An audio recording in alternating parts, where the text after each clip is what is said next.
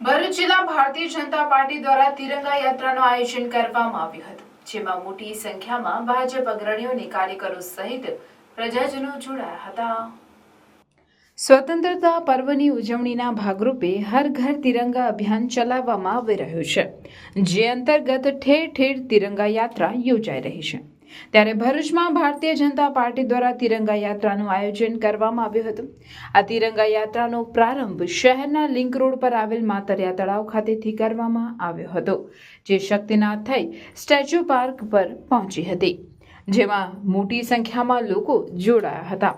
આ તિરંગા યાત્રામાં ભરૂચના ધારાસભ્ય રમેશભાઈ મિસ્ત્રી, ભરૂચ જિલ્લા ભાજપના મહામંત્રી નિરલભાઈ પટેલ, જિલ્લા પંચાયત બાંધકામ સમિતિના ચેરમેન ધર્મેશભાઈ મિસ્ત્રી, આગેવાન દિવ્યેશભાઈ પટેલ સહિતના આગેવાનો તેમજ કાર્યકર્તાઓ જોડાયા હતા।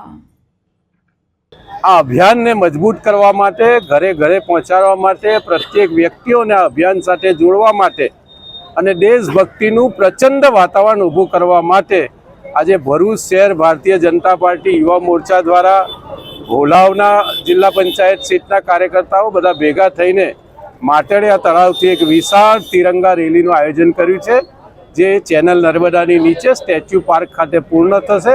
પદયાત્રા સ્વરૂપે આ તિરંગા રેલી નીકળશે। મોટી સંખ્યામાં કાર્યકર્તા ભાઈઓ બહેનો અને સામાજિક આગેવાનો પણ આજના કાર્યક્રમમાં વિશેષ સ્વરૂપે ઉપસ્થિત રહીને આ કાર્યક્રમને સફળ બનાવી રહ્યા છે।